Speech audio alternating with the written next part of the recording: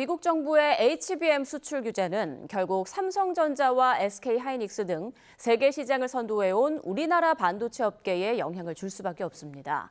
정부는 일단 큰 영향은 없을 것으로 판단하고 있는데요. 취재기자 연결해서 자세한 상황 들어보겠습니다. 박기환 기자, 이번 조치와 관련해 정부가 먼저 입장을 발표했다고요? 네, 그렇습니다. 결론부터 말씀드리면 우리 정부는 미국의 이번 대중국 수출 통제 조치가 국내 업계에 미칠 영향이 적을 것으로 판단했습니다. 미국 기업의 소프트웨어나 기술을 사용해 HBM을 생산하는 우리 기업의 경우 이번 수출 통제의 대상이 되는 건 맞습니다. 다만 미국이 허용하는 방식으로 수출을 전환하면 그 영향을 최소화할 수 있다는 설명입니다. 특히 일본이나 네덜란드의 경우 미국의 기술을 사용하고 있어 통제 대상이 되어야 하는데 비슷한 수준의 대중국 수출 규제를 이미 시행하고 있다며 대상에서 제외했습니다.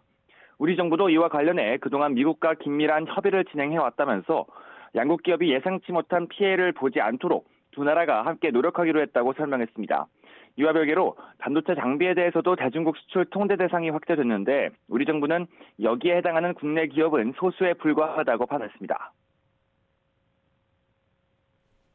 네, 문제는 우리 기업들인데 삼성전자와 SK하이닉스 상황은 어떻습니까? 네, 세계 메모리 반도체 시장을 선도하는 SK하이닉스와 삼성전자에 영향이 없다고 보기는 어렵습니다. 다만 대중국 판매 비중이 이미 높지 않은 상황이라서 영향 자체는 제한적인데요.